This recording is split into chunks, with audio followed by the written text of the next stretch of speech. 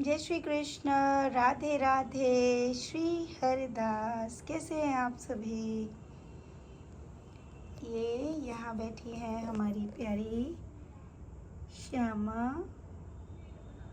और प्यारी प्रियाजू, और यहाँ बैठा है हमारा प्यारा राधे। आज वो जेंटलमैन बन के बना मेरा बेबी, है ना? ये देखो कितना प्यारा लग रहा है बाबू। बहुत सारी चॉकलेट्स खा रहा था वो, बोला अब नहीं खाना हूँ। ये प्यारा बेबी। और यहाँ बैठा है प्यारा कन्हैया। और कल इनकी ली हुई है बहुत सारी शॉपिंग, और वो सब मैं आपको इकट्ठा एक दिन दिखाऊंगी। और अभी और भी शॉपिंग बाकी है, वो जब हो जाए तो मैं आपको दिखाऊंगी सभी को, ठीक है? यहाँ पे हमारा प्यारा गोपाल, ये देखो सारे राजकुमार मेरे।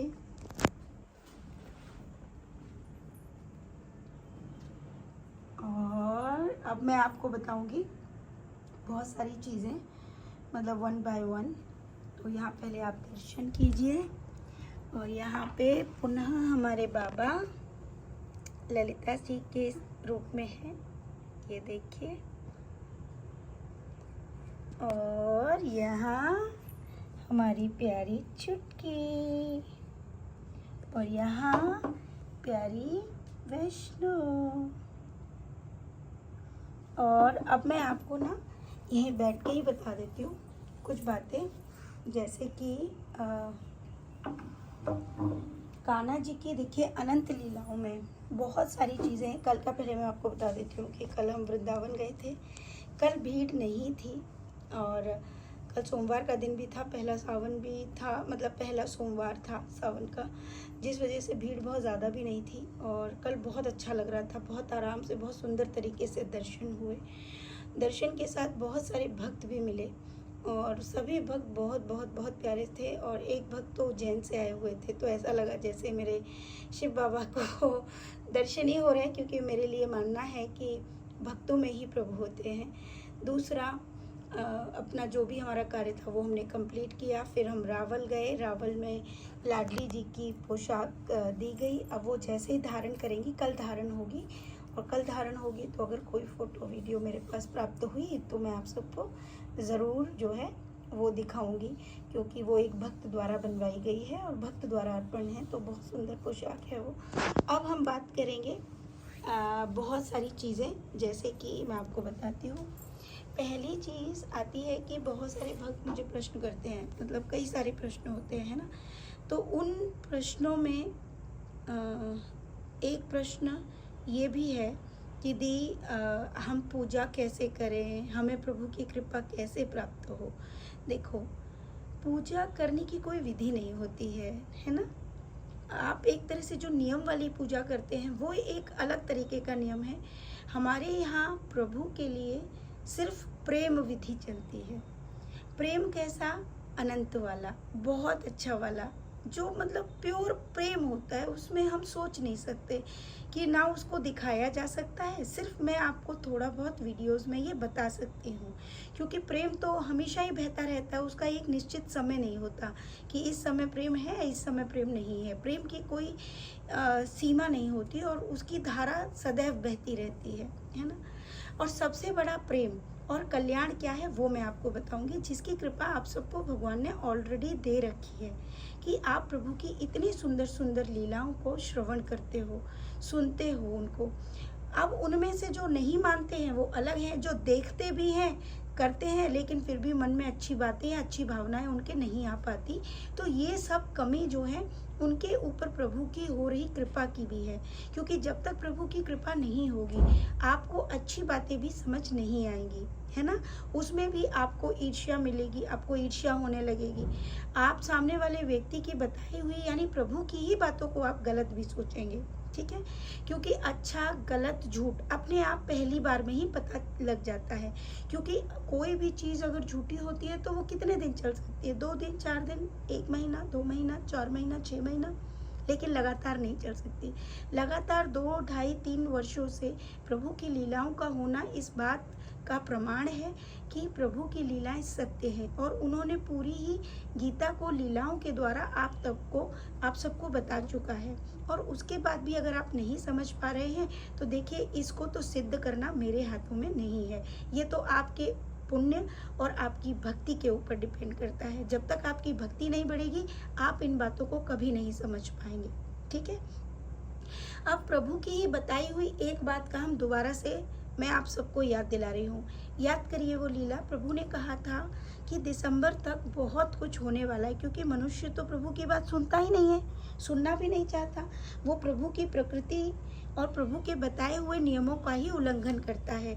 और जिसके लिए आप अभी फ़िलहाल देख रहे हैं कि सावन के महीने में पंजाब, हरियाणा और हिमाचल प्रदेश में किस प्रकार बाढ़ और कितना नुकसान, घर, जानों का, जीवों का, सबको भोगना पड़ रहा है। क्यों भोगना पड़ रहा है, ये सब आप भी जानते हैं। प्रभु ने कहा था कि प्रलय का ही समय चल रहा है। दिसंबर तक बहुत सारे प्रलय और बहुत सारी चीज़ें देखने को मिलेंगी, और वो चीज़ आप सब देख रहे हो। हमको कुछ नहीं पता है, और ये दोबारा से 2013 में ही ऐसा पहले हुआ था केदारनाथ में, और अब दोबारा से मंडी में, हिमाचल में, दिल्ली में, इवन हरियाणा में, ये सब जो तबाही हो रही है, ये प्रभु के द्वारा बताए गए लीलाओं में भी इनका जिक्र था, जो अभी आप सब देख रहे हो। और अभी तो दिसंबर आने में बहुत वक्त है, लेकिन इन सब से बचने का और अच्छा कर्म करने का हम सभी के पास समय है। अच्छा क्या, अच्छे बनो, कुछ मत करो, कुछ नहीं करना आपको, सिर्फ और सिर्फ प्रभु को प्रेम करना है ना। ऐसी चीज़ें करनी है जो किसी को कष्ट ना दे, है ना। अब देखो, कल जब हम गए तो भीड़ नहीं थी, तो आनंद मिल रहा था दर्शन करने में, बहुत अच्छा लग रहा था। और जितने लोग भी दर्शन कर रहे थे, उन भक्तों को भी आनंद आ रहा था। ऐसे ही समय पर जाया जाए, यानी संडे और सैटरडे को स्किप किया जाए, और जिन जगह पे लगे कि भीड़ है, उन स्थानों को अवॉइड किया जाए। जहाँ भीड़ ना हो वहाँ दर्शन किया जाए, है ना। समय समय पर जाया जाए, कोई बुराई नहीं है, बहुत अच्छी बात है। आप भी बचेंगे, दूसरों को भी कष्ट नहीं होगा, है ना। अपना कर्तव्य करते रहो।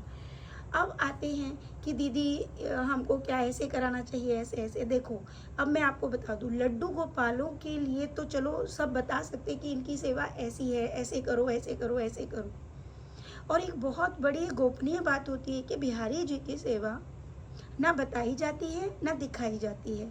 हाँ, उनके दर्शन कराए जाते हैं, क्योंकि उनकी सारी सेवाएं बहुत गुप्त होती हैं, जो कि होती आई हैं। लेकिन अब ये है कि चलो भैया, आप सब वीडियोस में उनकी बहुत सारी गुप्त चीज़ों को देख भी रहे हैं, जो कि सही नहीं है और जो गलत है ना। तो अब जैसा है, मैं तो उसके ऊपर कोई टिप्पणी नहीं करूँगी। लेकिन जिस प्रकार प्रभु का कहना है कि प्रभु भी घर पर आने वाले हैं, उनकी बहुत सारी सेवाएं हैं जो हमें उन्होंने स्वप्न के द्वारा ही बताई हैं। कुछ उनकी जो सेवाएं हैं वो अपने आने के बाद हमें बताएंगे। कुछ हो सकता है कि हमें कोई जो प्रभु के द्वारा नियुक्त पंडित है, जो प्रभु ने हमें बताए हैं, वही आएंगे, जो गुप्त तरीके से आएंगे, और सब सेवाएं होंगी। तो ये सब चीज़ें बहुत गुप्त रहनी चाहिए। ये प्रभु की बातें होती हैं। जैसे एक घर होता है एक माँ का, और ख़ासकर यशोदा मैया का लाला है, तो देखो अब मैया अपने लाला को बचाने के लिए, है ना, बुरी आँखों से, बुरी नज़रों से, क्योंकि भक्त तो सभी हैं, लेकिन कुछ भक्तों के साथ नेगेटिव चीज़ें भी होती है ना। जैसे यशोदा मैया करती थी, अपने लाला की बहुत सारी चीज़ों को संभाल के, संजो के रखना। ऐसे ही हमारे लालाओं की भी बहुत सी चीज़ें होती है जिन्हें हमें संजोना चाहिए, संभालना चाहिए, ध्यान रखना चाहिए। तो वो सबको करना चाहिए, है ना। तो ये सब चीज़ें हमें कहाँ से पता चली, कैसे पता चली, ये सब तो देखिए प्रभु की ही कृपा है। ये बिना प्रभु की कृपा के ना कोई जान सकता है, और ना ही ये चीज़ें उनको प्राप्त हो सकती हैं, क्योंकि ये सेवाएं आपको कौन बताएगा, कोई भी नहीं, कोई नहीं बताएगा। ये सब तभी पता लग सकती है जब आपकी भक्ति इतनी हो, है ना। अभी जैसे कल मैं एक बात कहूँ, मैंने इंस्टा पे एक वीडियो डाला था जिसमें लाला के दर्शन हो रहे थे, और एक पोशाक अर्पण हुई थी जो भक्त द्वारा अर्पण थी। तो वहाँ पर किसी ने एक वीडियो मतलब कमेंट किया कि दिव्या दी आप तो इतने पास से दर्शन कर लेते हो, कुछ लोग और आप ही कहते हो कि क्या बोलते हैं कि लोग पैसा दे के और भीड़ करते हैं, हम लोग कहाँ जाएं। देखो, यहाँ आपके विचारों का ही अंतर आ रहा है। आप उस विचार को अच्छा सोच ही नहीं रहे हो। अब जब अच्छा सोचोगे नहीं तो उत्तर भी आपको बुरे ही मिलेंगे। अगर आप ये सोच लें कि मैं आज तक जब भी प्रभु के पास तक गई हूँ तो मैंने कभी कोई रुपया नहीं दिया है, मैं क्यों दूंगी उनके पास जाने के लिए। हाँ, पोशाक अर्पण होना और ये सब दक्षिणा, ये अलग चीज़ें हैं, इसको उससे इंक्लूड नहीं होना चाहिए। दूसरी चीज़, मैं भीड़ में दर्शन नहीं करती हूँ, मैं बहुत बार बता चुकी हूँ। हमें लाला पहले ही बता देता है और जब भीड़ होती है वो मना कर देता है वृंदावन नहीं आना। अब इसमें मैं क्या कर सकती हूँ। ये तो कृपा की बात है कि प्रभु हमें बता देते हैं और आप उसको नहीं जान पाती हैं। उसका कारण आपकी ये भावना है, ये सोच है। जिस दिन आपके विचार अच्छे हो जाएंगे, ऐसी भावनाएं हट जाएंगी, भी उसके साथ ऐसा होता है मेरे साथ क्यों नहीं। अच्छा ठीक है, किसी के साथ अच्छा होता है तब तो सभी कोई सोच लेते हैं कि इनके साथ अच्छा हो रहा है तो मेरे साथ क्यों अच्छा नहीं हो रहा। पहली बात तो क्या आप उसके जैसा अच्छा कर्म करते हो, क्योंकि आप जानते नहीं हो ना कि उनके मन में क्या चलता है या भावनाएं कैसी हैं। उसी प्रकार जब अच्छा मांगते हो तो किसी के साथ जब बुरा हो रहा है, किसी की एक आंख फूट रही है तो क्यों नहीं बोलते हो कान्हा जी मेरी भी एक आंख फोड़ो ना, उसकी आपने एक आंख फोड़ी। ऐसे विचार क्यों नहीं आते। सिर्फ अच्छी चीज़ों की ही तुलना क्यों, बुरी चीज़ों की तुलना क्यों नहीं करते। किसी को कष्ट हो रहा है तो वो कष्ट क्यों नहीं मांगते, किसी को दुख हो रहा है तो दुख क्यों नहीं मांगते। क्यों? क्योंकि आप स्वार्थी हैं। आपको उत्तर मिल गया।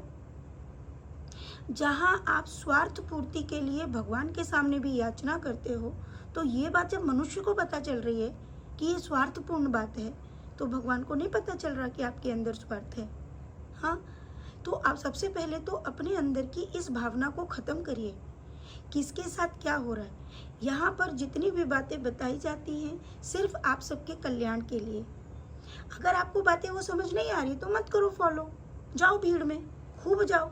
मैं तो कह रही हूँ 4-5 मतलब काट कूट के जाओ, सबको जाओ, मेरा क्या जाएगा, कुछ भी नहीं। मैं जो कर रही हूँ मैं अपना कर्म कर रही हूँ, क्योंकि वो आदेश है मुझे, मैं उन आदेश को आप तक पहुँचा रही हूँ।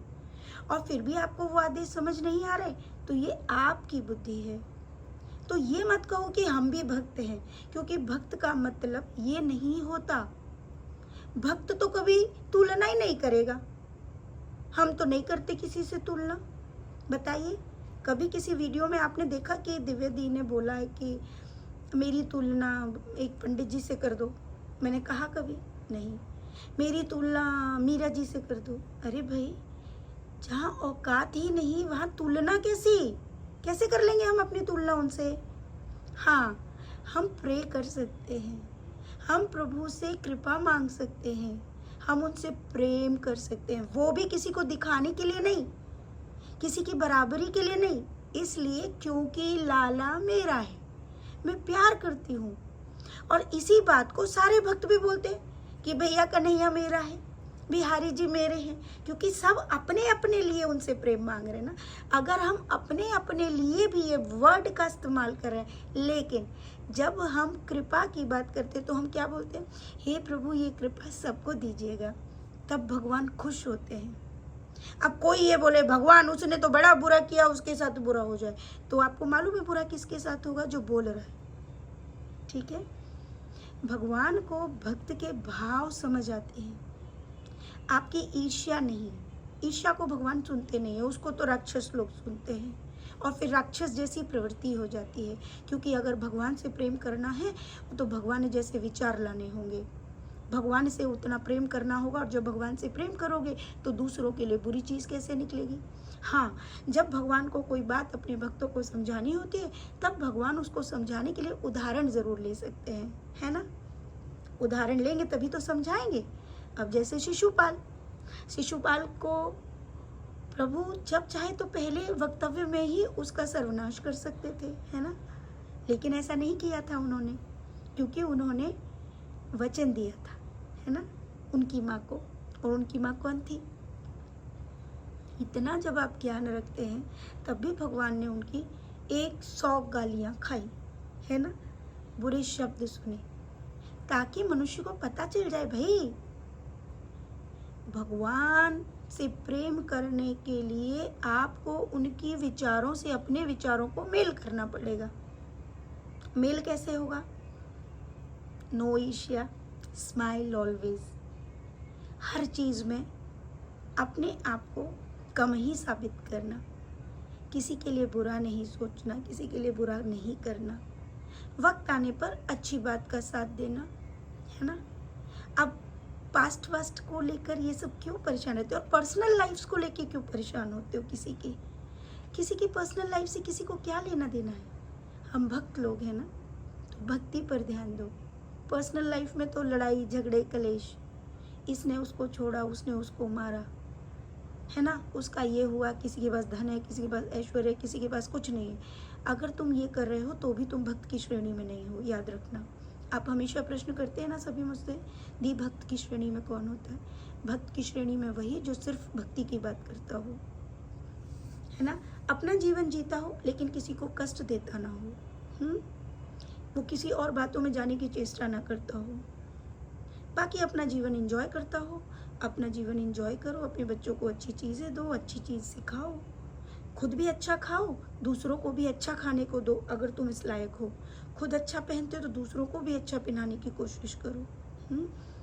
ये है भक्त का मतलब, ठीक है। अब भक्त और संत को अलग कर दीजिएगा, हम गृहस्थ लोग हैं। गृहस्थ की जो मिलाप है वो अलग है। मैंने पहले भी बताया, ना वस्त्रों से कोई लेना देना है, ना टीका तिलक से कोई लेना देना है। ये सारी चीज़ें लेने देनी है तुम्हारे अंदर चल रहे सुंदर विचारों का खेल है ये सब। और विचार कहाँ सुंदर होते हैं? जहाँ भक्ति होती है। और भक्ति कहाँ होती है? जहाँ प्रभु का वास होता है, ठीक है। और प्रभु क्या करते हैं? सुंदर सुंदर सुंदर चीज़ें, है ना। तो खूब सारा प्रेम आप सबके लिए। राधे राधे। श्री हरिदास।